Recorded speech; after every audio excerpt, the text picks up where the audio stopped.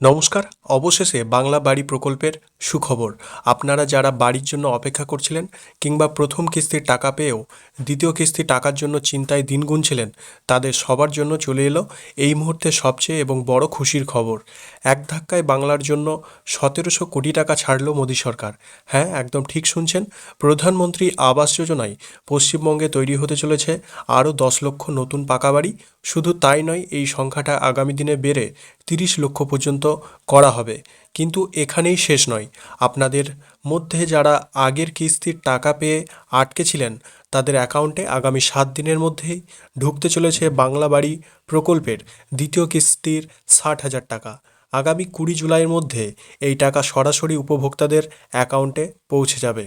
আজকের এই ভিডিওতে আমরা বিস্তারিতভাবে জানব কারা এই ১০ লক্ষ নতুন তালিকায় নাম তুলতে পারবেন, দ্বিতীয় কিস্তির ৬০,০০০ টাকা পাওয়ার জন্য আপনাকে কি কি করতে হবে, পরিযায়ী শ্রমিকদের জন্য কেন্দ্র সরকার কি বিরাট সুখবর শোনালো, এবং একই সাথে গ্রামীণ রাস্তা, সেতু এবং বার্ধক্য ভাতা নিয়ে কি বড় ঘোষণা করা হলো।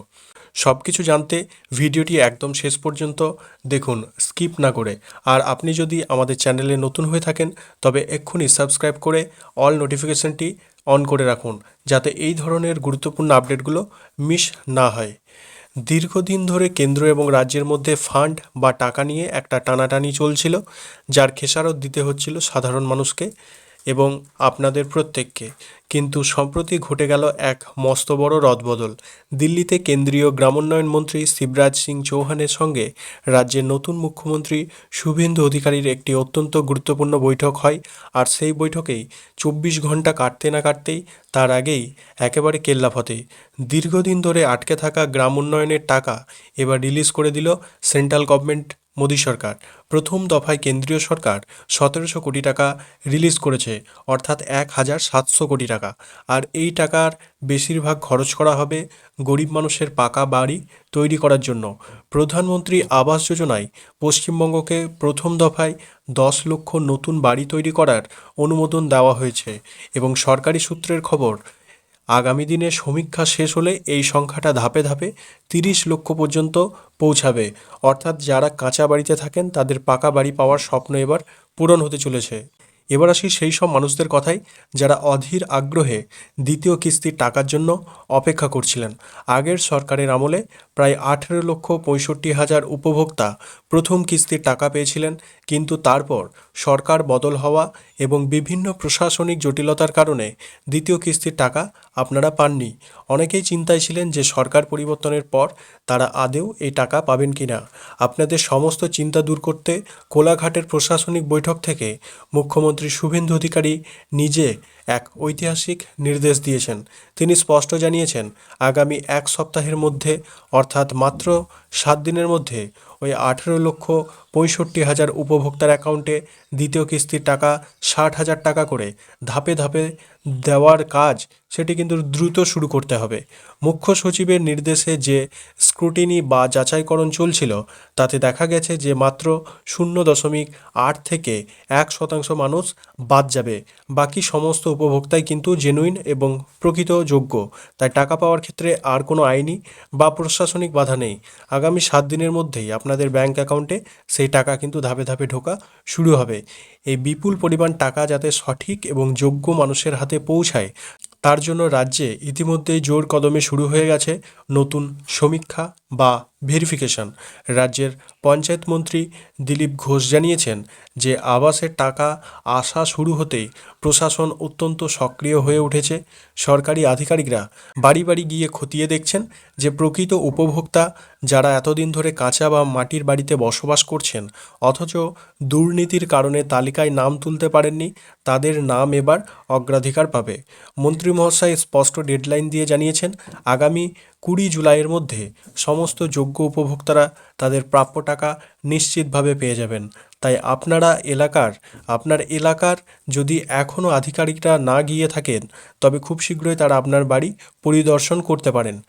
এই ঘোষণার মধ্যে সবচেয়ে মানবিক এবং গুরুত্বপূর্ণ সিদ্ধান্তটি নেওয়া হয়েছে আমাদের রাজ্যের পরিযায়ী শ্রমিক ভাইদের জন্য। অনেক সময় দেখা যায় গ্রামের গরিব মানুষেরা কাজের সূত্রে ভিন রাজ্যে বা এলাকার বাইরে থাকেন, আর তারা বাড়িতে উপস্থিত না থাকার কারণে আবাস যোজনার তালিকা থেকে তাদের নাম কেটে দেওয়া হতো। কিন্তু এবার কেন্দ্র সরকার এবং গ্রামোন্নয়ন মন্ত্রক স্পষ্ট জানিয়ে দিয়েছেন, কর্মসূত্রে শুধুমাত্র গ্রামের বাইরে রয়েছেন বলে কোনো পরিযায়ী শ্রমিককে আবাস যোজনার পাকা বাড়ির সুবিধা থেকে বঞ্চিত করা যাবে না, এমন কোনো নিয়ম নেই। যদি কোনো পরিযায়ী শ্রমিকের পরিবার গ্রামে মাটির বা কাঁচা বাড়িতে বসবাস করেন, তবে শর্ত সাপেক্ষে তারাও এই প্রকল্পের পুরো সুবিধা পাবেন। এটি নিঃসন্দেহে আমাদের রাজ্যের লক্ষ লক্ষ শ্রমিক ভাইদের জন্য একটা বিরাট স্বস্তির খবর।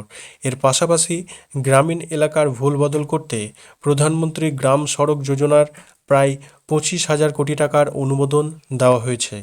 এই টাকায় রাজ্যের 2,790 কিলোমিটার নতুন পাকা রাস্তা এবং 45টি নতুন সেতু বা ব্রিজ তৈরি করা হবে। শুধু তাই নয়, বৃদ্ধাদের জন্য বার্ধক্য ভাতার বকেয়া মেটাতে কেন্দ্র আরও 600 কোটি টাকা মঞ্জুর করেছে, যার ফলে প্রবীণ নাগরিকদের পেনশন পেতে আর কোনো সমস্যা হবে না। বুঝতেই পারছেন, বাংলার গ্রামীণ উন্নয়ন এবং আবাস যোজনা নিয়ে রাজ্য এবং কেন্দ্র জুড়ে এক বিরাট তোড়জোড় শুরু হয়ে গেছে। মোদী সরকারের 1700 কোটি টাকা রিলিজ এবং রাজ্যে সরকারের 7 দিনের ডেডলাইন, সব মিলিয়ে বাংলার সাধারণ মানুষের জন্য এক বড় সুদিন আসতে চলেছে। এখন আপনাদের কাছে আমার একটি প্রশ্ন, আপনার এলাকার কি আবাস যোজনার নতুন সমীক্ষা বা ভেরিফিকেশন যে কাজ সেটি কি শুরু হয়েছে? আপনারা কি প্রথম কিস্তির টাকা আটকে ছিল বা প্রথম কিস্তির টাকা পেয়ে দ্বিতীয় কিস্তির জন্য অপেক্ষা করছিলেন?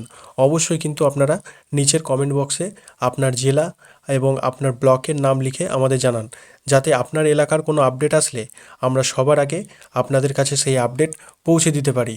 আপনাদের মনে নিশ্চয় এখন প্রশ্ন জাগছে যে এই 10 লক্ষ নতুন নামের তালিকা তৈরি হচ্ছে, এতে কারা কারা সুযোগ পাবেন বা কেন্দ্র সরকারের নতুন কী নিয়ম অনুযায়ী সেই লিস্ট তৈরি হচ্ছে।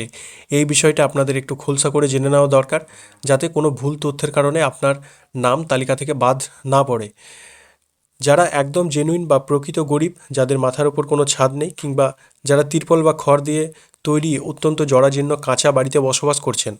দ্বিতীয়ত, তপশিলি জাতি এবং তপশিলি উপজাতি অর্থাৎ এসসি আর এসটি এবং আদিবাসী সম্প্রদায়ের পরিবারগুলোকে এই তালিকায় বিশেষ অগ্রাধিকার দেওয়া হবে। তৃতীয়ত, যেসব পরিবারের প্রধান হলেন কোনো মহিলা অর্থাৎ নারী চালিত পরিবারগুলো এই নতুন 10 লক্ষ বাড়ি তালিকায় কিন্তু সহজে নাম তুলতে পারবেন।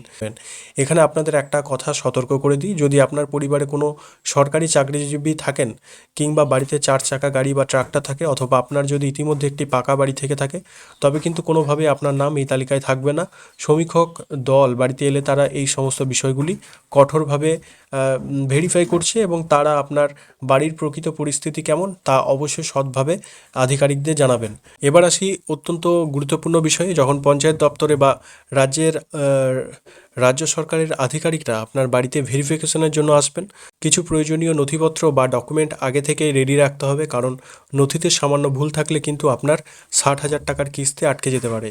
আধার কার্ড ও ভোটার কার্ড, পরিবারের সমস্ত সদস্যের, বিশেষ করে যার নাম বাড়ির আবেদন করা হয়েছে, এবং রেশন কার্ড, আপনার ডিজিটাল রেশন কার্ডটি সচল রয়েছে কিনা তা দেখে নেবেন, এবং ব্যাঙ্ক অ্যাকাউন্ট ও পাসবই। এটি সবচেয়ে গুরুত্বপূর্ণ, মনে রাখবেন আপনার ব্যাঙ্ক অ্যাকাউন্টের সাথে যেন আধার লিঙ্ক অবশ্যই করা থাকে, কারণ এখন সমস্ত টাকা ডিবিটি বা ডাইরেক্ট বেনিফিট ট্রান্সফারের মাধ্যমে সরাসরি অ্যাকাউন্টে পাঠানো হয়।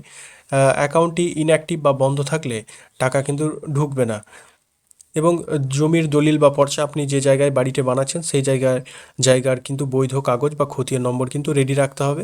আধিকারিকরা যখন আপনার বাড়িতে এসে আপনার কাঁচা বাড়ি ছবি তুলবেন এবং জিও ট্যাগিং করবেন, তখন কিন্তু এই কাগজগুলো তার সাথে দেখাবেন এবং জেরক্স কপি জমা দেবেন।